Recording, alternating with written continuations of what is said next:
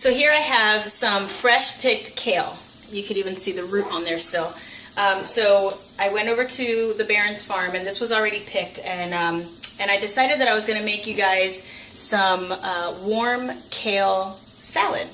And so here, this is how it works. You take one shallot. I don't have shallots, and I tried to make this as easy as possible for everybody, so I took what I had. I had a Vidalia onion. It was a small one, and I simply sliced it thin and then put it and sauteed it in the pan for about 5 minutes. Really, you just want it to soften up a little bit. And the next thing that would go in there are 3 garlic cloves. I decided to make the recipe a little bit smaller, so I don't have 3 garlic cloves. I only have 2. So I take my regular cheese grater and I just simply grate my garlic. I just put it right into the pan. That's 1. So I sauteed the Vidalia onions for about 5 minutes. Let them I caramelize mine a little bit. I like a little color on them. And add my garlic. I turn down the heat because I don't want the garlic to burn. Garlic will definitely burn quickly. So there's that. To this, I'm actually going to let it go for about a minute, or less than a minute. You just want the garlic to warm up a little bit. It actually becomes a little sweeter when it's just warmed. So in the meanwhile, I'm going to take a lemon and roll it out so that the juices kind of come through easy. And nope, I actually have to zest this lemon because I do need lemon zest. So it's a small lemon. It's not a really big one at all. So it just says the little recipe that I'm following has the zest of 1 lemon. And I don't know if anybody's ever tried to zest a lemon, but it's not horrible. It's a little time consuming, because you have to kind of stop to see where you've actually rubbed, and you want to take off the actual skin. But it's not bad. Okay, Isla, thank you. I've got my granddaughter in the background telling me some fun news that she's discovering. Yes, Isla. I can't, Isla. Come here. I'm doing a video. Do you want to come say hi? Okay. So there's the zest of 1 lemon. And now I'm going to juice the lemon. So I always juice mine and I put it in a bowl or something so I can pull out the seeds. But I just squeeze the lemon. Hi, Missy Moo. Oh, I can't right now. My hands. Look, I have stuff in my hands. And then I use a fork to pull everything out. Or a spoon or whatever I have on hand.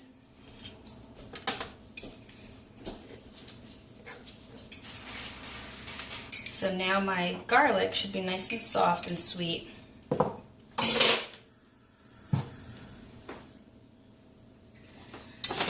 All right. You also need cranberries, but I don't have cranberries because my granddaughter got to them and ate them all up. So I do have raisins. This is hot. You're going to have to go over there right now. Would you like some? Sure. That is mine. No, I'm going to hold on to these. Here. So this is calling for cranberries. I have raisins. You can use dried cherries, you can use raisins, you can use cranberries, whatever you'd like. I'm just going to use what I have on hand. So now I'm to my Vidalia onion and my garlic. I'm going to add about 2 teaspoons of honey. I'm just eyeballing it.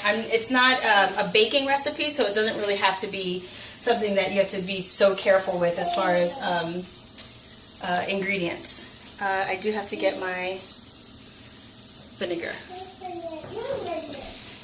You also need about 2 tablespoons of red wine vinegar.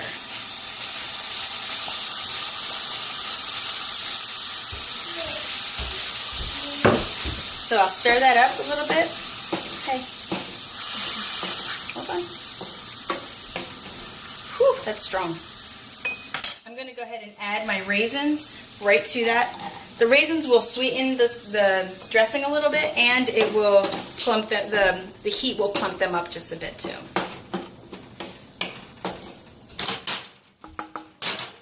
doesn't take a whole lot.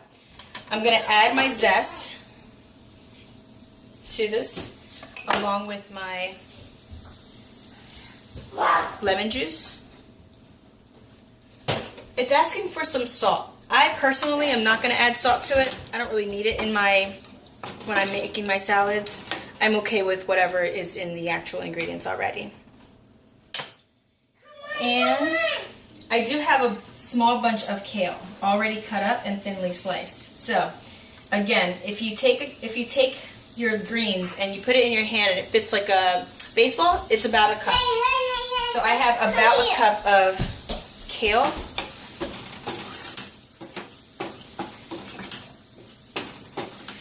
And that's about done. So now what I'll do is I will add that mix that's in the pan to my kale salad.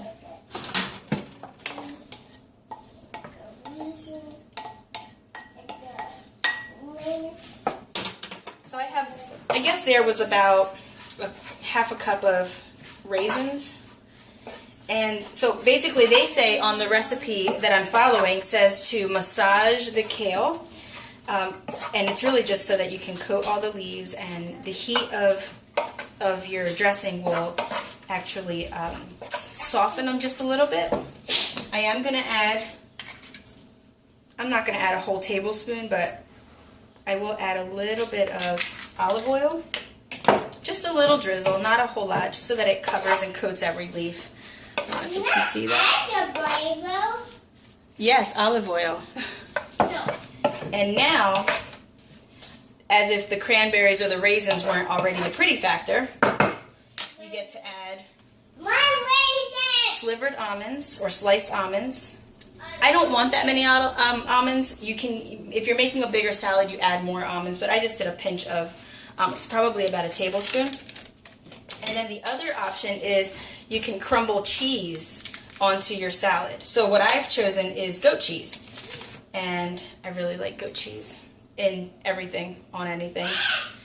So I'm going to crumble some goat cheese. It's kind of got the consistency of like cream cheese, but different. The taste is different.